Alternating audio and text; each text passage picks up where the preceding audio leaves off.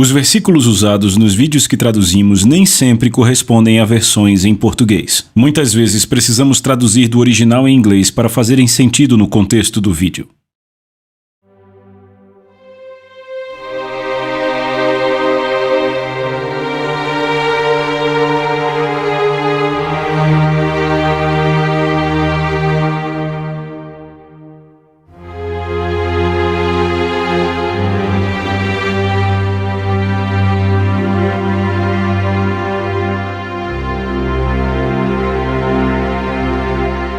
Amém, amém, amém! Bem, deixa eu contar para vocês. Aqui está um grupo de pessoas famintas pela palavra de Deus. Sabe, uma das facetas do temor do Senhor é tremer diante da sua palavra. Pessoas que amam a palavra do Senhor são aquelas que temem a Deus, amém? Pai, em nome de Jesus, fale conosco de novo. Confiamos em você para cada palavra. Em nome de Jesus, amém. Você pode sentar, vamos direto para a sessão número 2. O título dessa sessão é Um Vislumbre da Sua Grandeza. Em 1997, eu fui convidado para uma convenção nacional no Brasil e eu estava muito empolgado, eu nunca tinha ido ao Brasil antes. Eu lembro de entrar no avião e naqueles últimos 8 dias eu já tinha ido a Singapura e Suécia, e agora eu estava entrando no avião para ir para o Brasil e na primeira noite que eu acordei naquele país eu me perguntei em que lugar do mundo estou. Então voei para lá, fiquei orando a tarde inteira, eu estava muito empolgado, havia ouvido falar muito sobre o Brasil.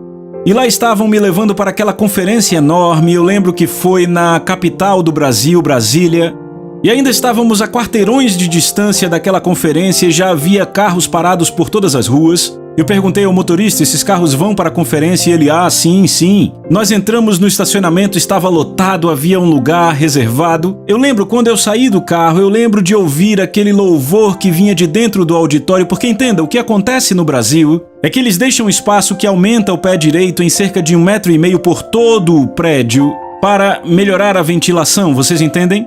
Então, eu me lembro, eu estava muito empolgado, eu entrei naquele prédio e eles imediatamente me colocaram na plataforma, estavam lá os melhores músicos de todo o Brasil e também cantores naquela plataforma e, eu vou dizer, eram muito bons, eu não entendia uma palavra do que falavam, era português, mas eram bons. E eu lembro que eu estava sentado na plataforma durante o louvor, o auditório lotado, sabe, milhares e milhares de pessoas, não havia um lugar vazio, sabe, por todas as galerias, todo lugar, tudo lotado. E eu pensei, rapaz, vai ser uma atmosfera e tanto, sabe, uma convenção nacional, mas lá estou eu parado e não há presença de Deus nesse lugar. Deixa eu explicar a vocês, a Bíblia fala de 2 tipos de presença de Deus. Primeiro, a sua onipresença, é a presença do Senhor sobre a qual Davi falou, para onde fugirei da tua presença, se vou para o monte mais alto ou ao mais fundo abismo, ali tu estás. É a presença do Senhor que diz, nunca te deixarei ou abandonarei, é a onipresença. Mas a outra presença do Senhor que a Bíblia fala, é a presença manifesta, repitam, manifesta. Jesus disse em João 14, eu me manifestarei a vocês, certo? Esta presença não estava naquela atmosfera. E eu lembro, sabe, eu estava ali sentado perguntando o que aconteceu. Eu lembro que eu orei e disse, Senhor, onde está a sua presença? E de repente foi como se Deus abrisse meus olhos para ter a resposta da oração.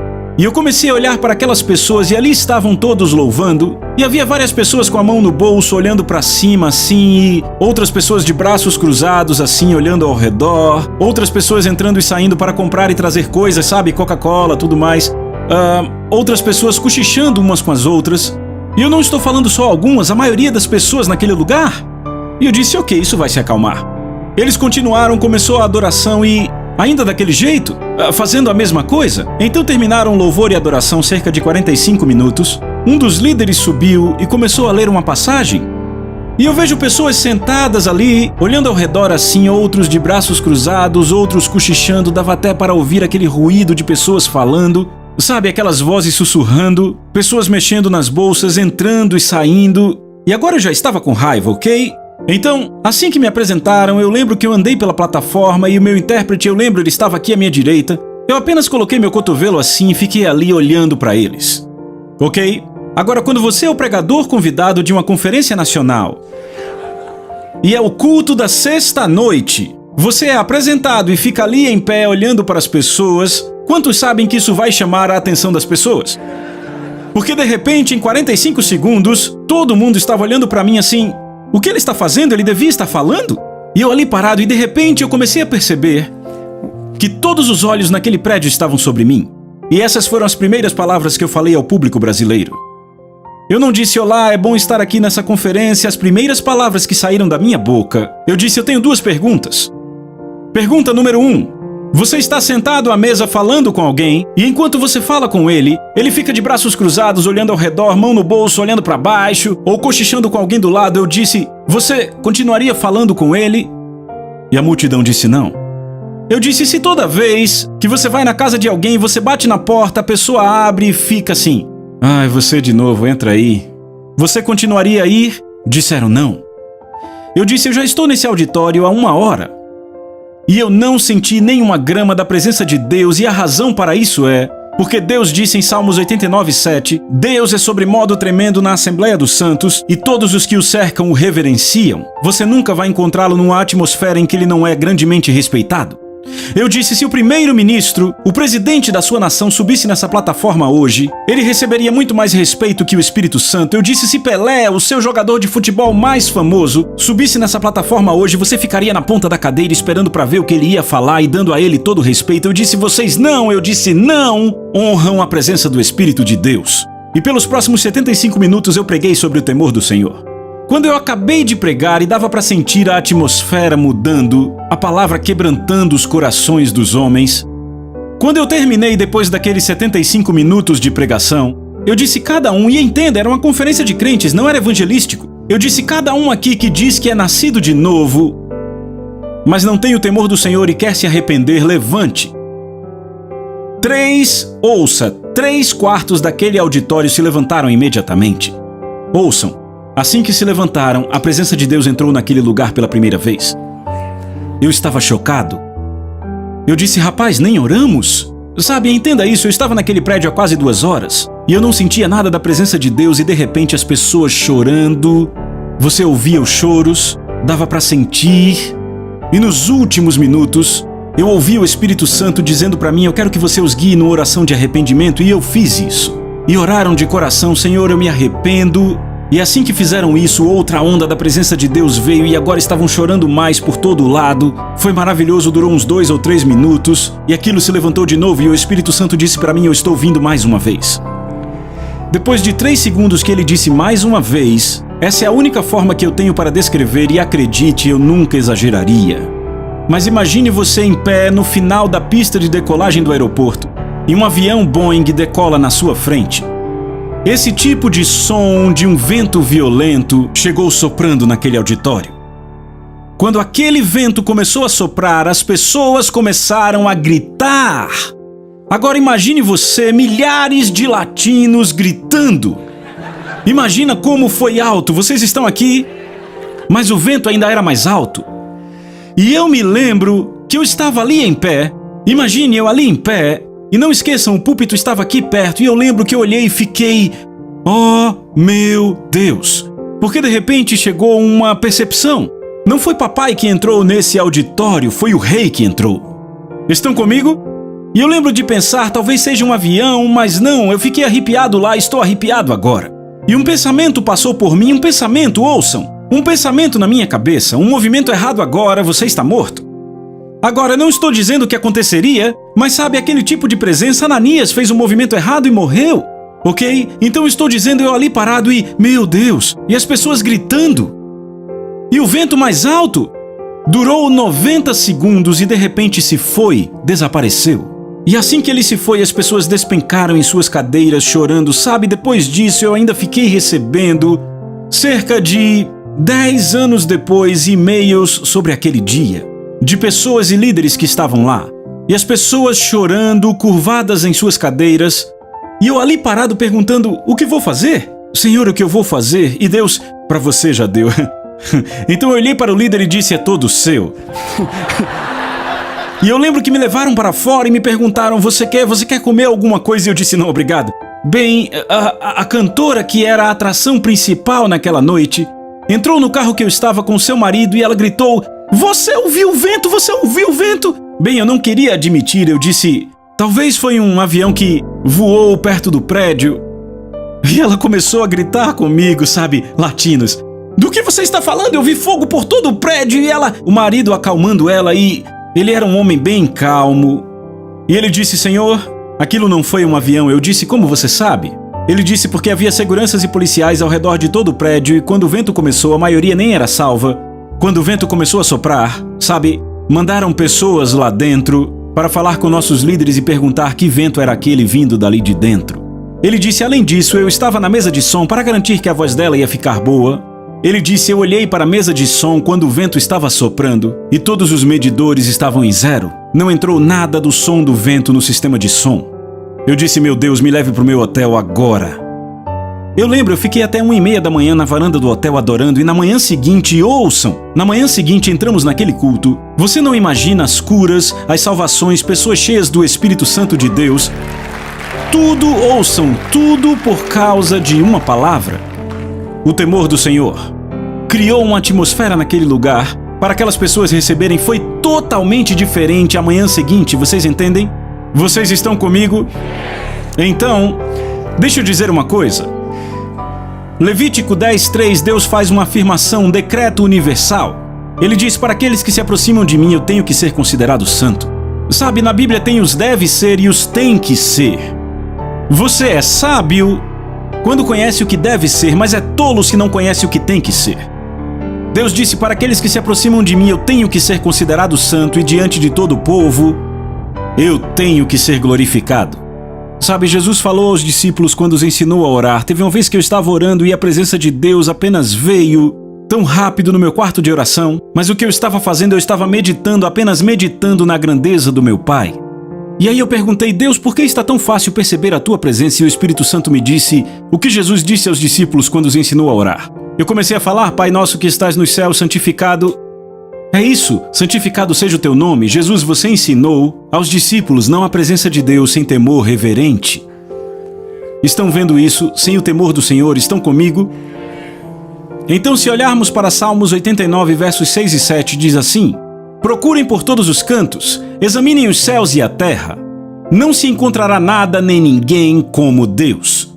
Deus é imenso, não pequeno, repitam, imenso, e temido na Assembleia dos Santos e digno de toda a reverência daqueles que o temem. Lembrem-se, vocês nunca vão encontrá-lo numa atmosfera onde não há respeito máximo por ele.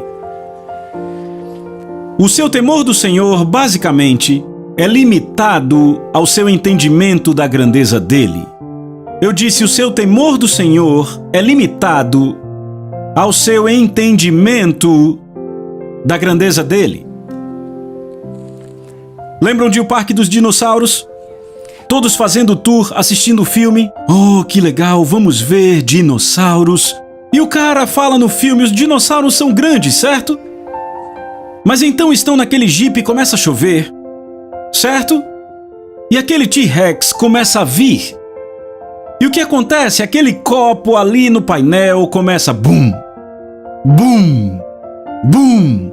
De repente eles, e então aquela coisa aparece e todos aqueles homens crescidos ficam... Ah! Sabe, o povo corre na igreja e Deus é bom, Deus é grande.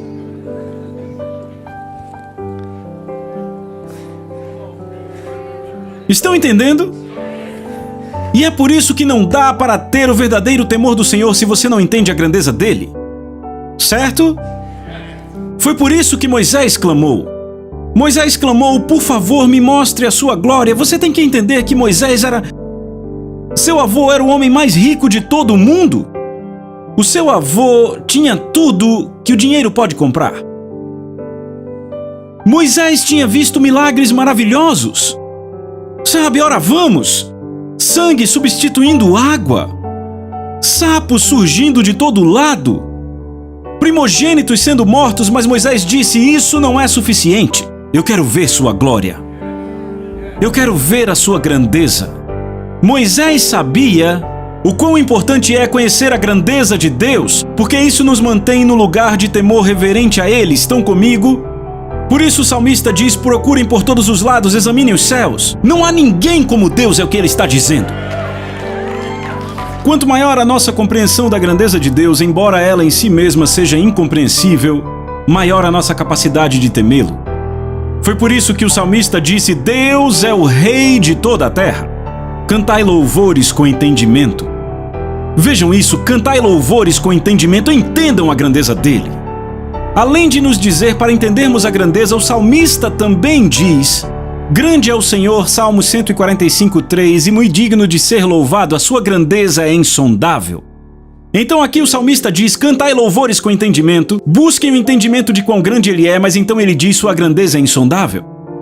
Então vejam, esse é o clamor de todos os grandes homens e mulheres de Deus, não só na Bíblia, mas em toda a história. Se olharmos para Santo Agostinho, Agostinho foi um dos maiores líderes desta era. Ele viveu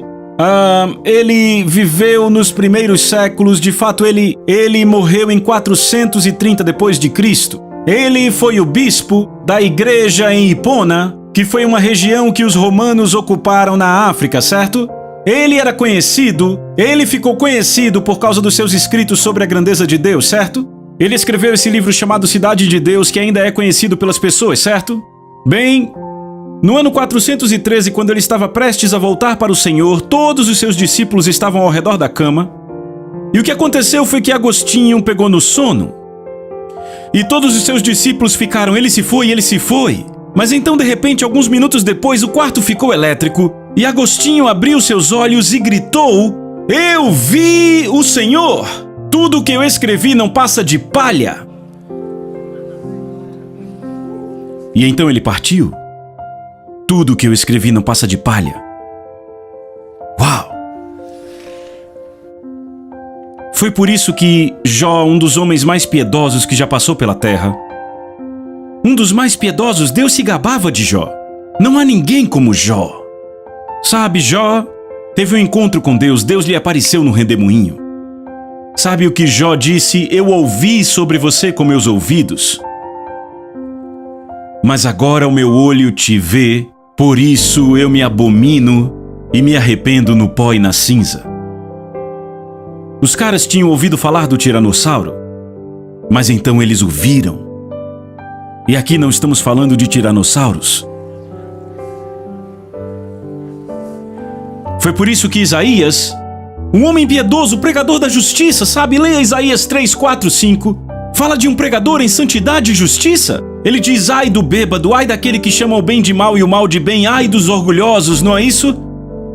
Mas então chegamos a Isaías 6 e ele tem um vislumbre de Deus e sua glória. E agora não é mais ai do ébrio, não é mais ai do orgulhoso, agora é ai de mim.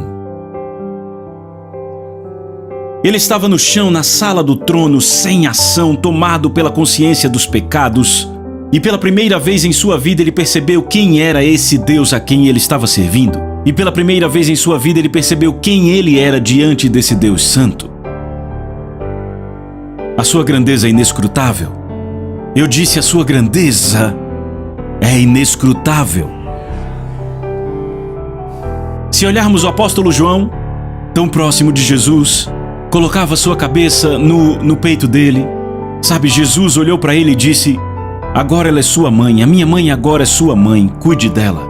Sabe, ele não deixou sua mãe com Pedro, não deixou sua mãe com Tiago, deixou com João.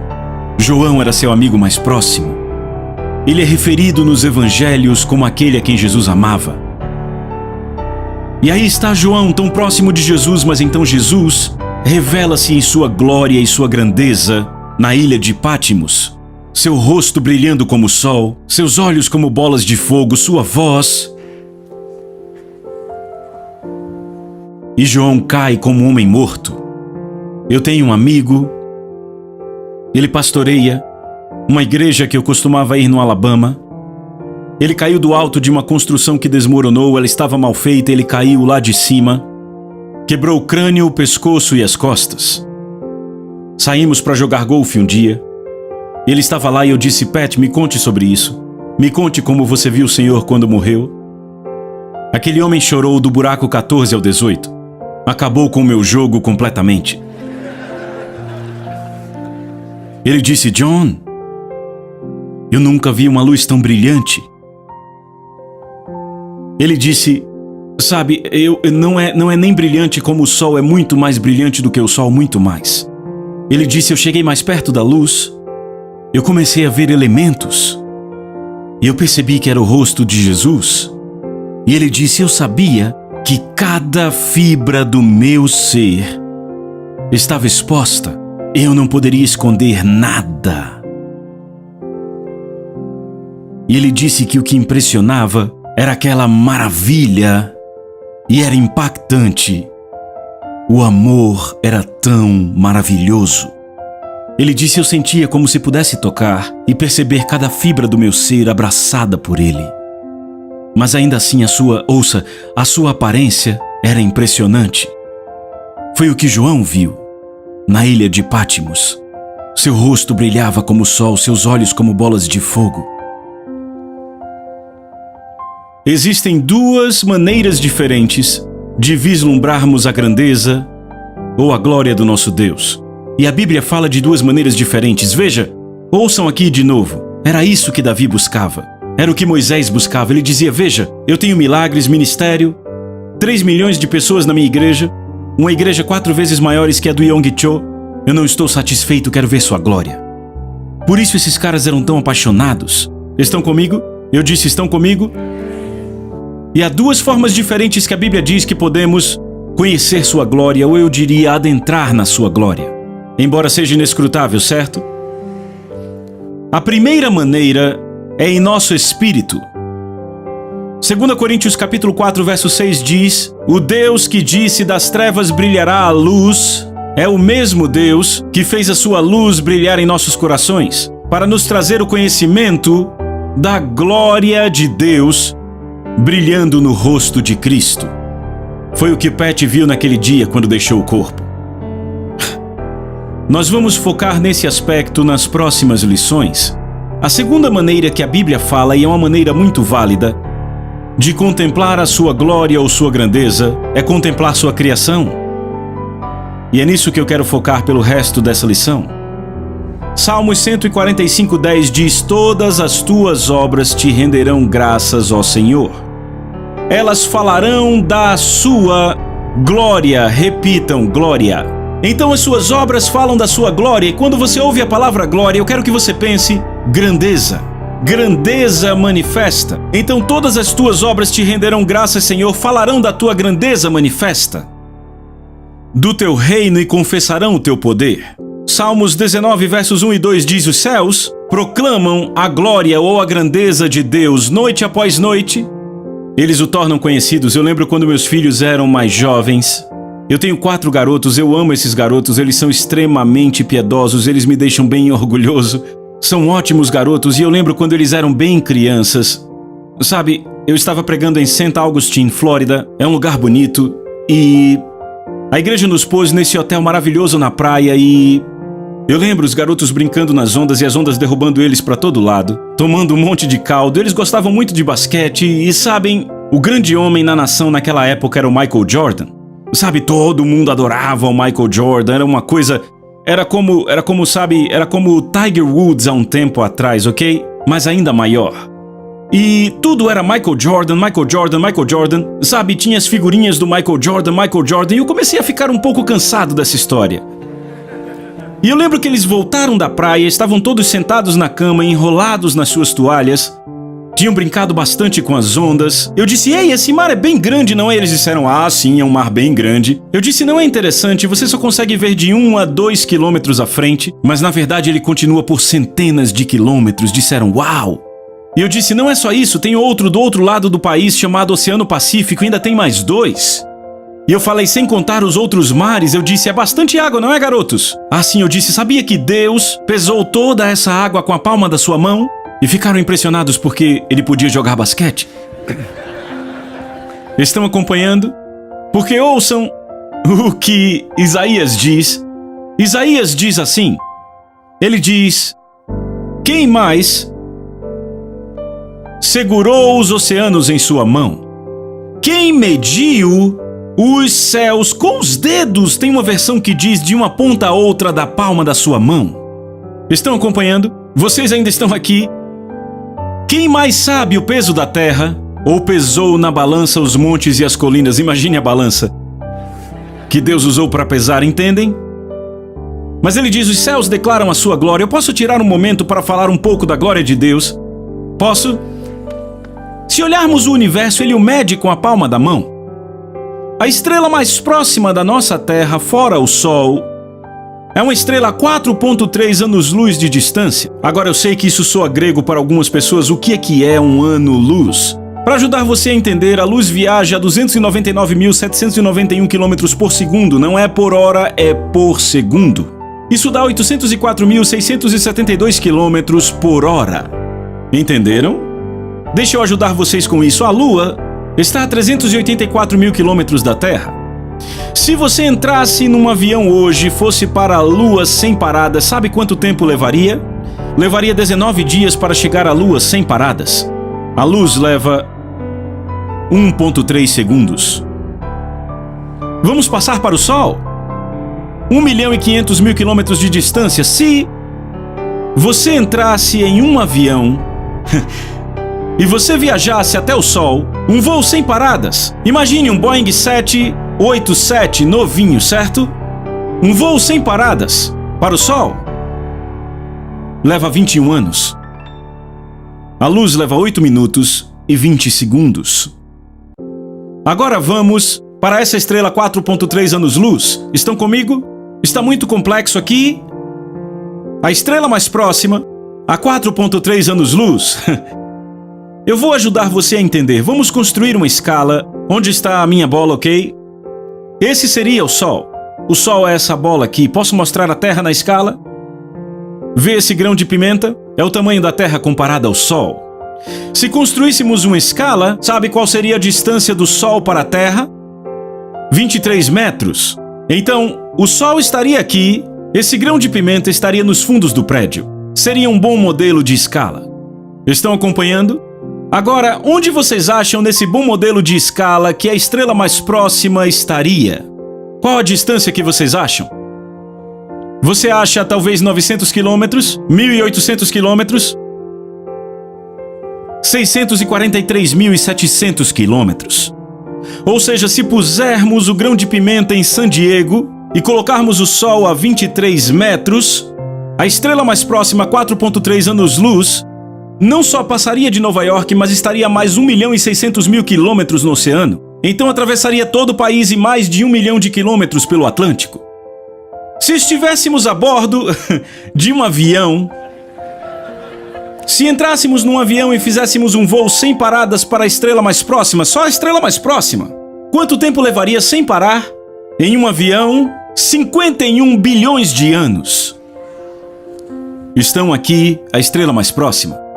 Agora, a estrela média que vemos no céu à noite está entre 100 e 1.000 anos-luz de distância. Ok? Não 4,3 de 100 a 1.000 anos-luz de distância, ok? Há certas estrelas que você vê no céu à noite que estão a 4.000 anos-luz de distância. Você entende isso? A luz daquela estrela que você vê no céu que está a 4.000 anos-luz, aquela luz saiu daquela estrela por volta do tempo em que Abraão casou com Sara e veio viajando a 670 milhões de milhas por hora até chegar à Terra hoje. Isso é para mostrar como nossa galáxia é pequenininha. Vivemos numa galáxia com cerca de 1 bilhão de estrelas chamada Via Láctea. A galáxia mais próxima e galáxias são compostas de cerca de 1 bilhão de estrelas. A galáxia mais próxima de nós é uma galáxia chamada Andrômeda. Ela está a 2,31 milhões de anos-luz de distância. Você pegou o que eu disse? Eu não vou nem dizer quanto tempo leva de avião. O telescópio Hubble acabou de descobrir um grupo de galáxias a 13,2 bilhões de anos-luz de distância. Isso explodiu sua mente? É isso que acontece quando você tenta compreender a grandeza de Deus com a sua mente, embora Ele te encoraje a isso. Ele mede o universo com a palma da sua mão. E a Bíblia diz que o universo não pode contê-lo. Não só isso. Deus conta as estrelas de acordo com Salmos 147:4 e as chama pelo nome. Ele sabe o nome de cada uma das estrelas e as põe em órbita com seus dedos. E além da imensidão do universo, existe a complexidade da nossa criação. Toda forma de vida na Terra é baseada em células. Células são os blocos de montar dos seres humanos e qualquer coisa viva. O corpo humano em média, tem 100 trilhões de células. Isso é 1 com 14 zeros. Ok? Essas células são o que fazem seu corpo agir como Deus projetou. Mas mesmo sendo muito pequenas, ainda não são as menores coisas, porque células são feitas de moléculas, que são partículas minúsculas. Então, se você tem 100 trilhões de células no corpo, mas aí dentro das células há moléculas que são ainda menores. Mas as moléculas não são as menores porque ainda temos outros. Elas não são as menores porque ainda temos os átomos. E na maior parte os átomos são espaço. Eles têm prótons e elétrons bem juntinhos ali no centro e elétrons circundando. Quando você faz um ponto no final de uma sentença, sabe, há 1 bilhão de átomos ali dentro. Só um pontinho, 1 bilhão de átomos. Mas os cientistas estão tentando descobrir o que une esses átomos. Porque eles deveriam se espalhar. Então usam o termo energia atômica. Eles estão lá, de uma forma científica, de uma forma não sábia, o temor do Senhor é o princípio da sabedoria, tentando explicar como a Bíblia diz que Ele sustenta tudo com a palavra do seu poder e nele todas as coisas subsistem. Tudo fica junto. Então não só Ele tem habilidade para medir o universo, mas Ele mantém todos esses átomos, elétrons e prótons juntos de forma que você não desaparece. Ele é um Deus maravilhoso e grandioso. Você pode dizer amém?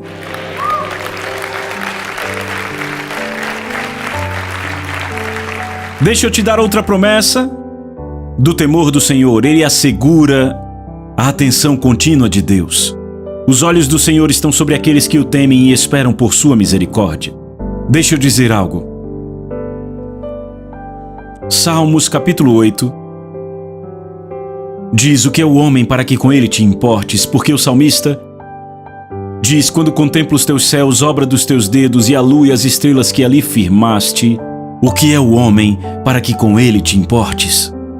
Eu creio que esse salmo eram as palavras dos anjos de Deus, falando da criação que viam daquele Deus magnífico, a quem serviam e chamavam Santo, Santo. E ele expande aquele universo. E daí ele vem a um lugar pequenininho do tamanho de um grão de pimenta e cria um pequeno corpo de um homem, e toda a sua afeição e atenção está sobre aquele homem. E então aquele anjo não consegue mais segurar e grita: o que é isto para que você se importe com ele? Isso confundiu os anjos que gritavam Santo, Santo. Como é maravilhoso o Deus a quem servimos. É por isso que a Bíblia diz para temê-lo, para honrá-lo. Vejo você na próxima sessão.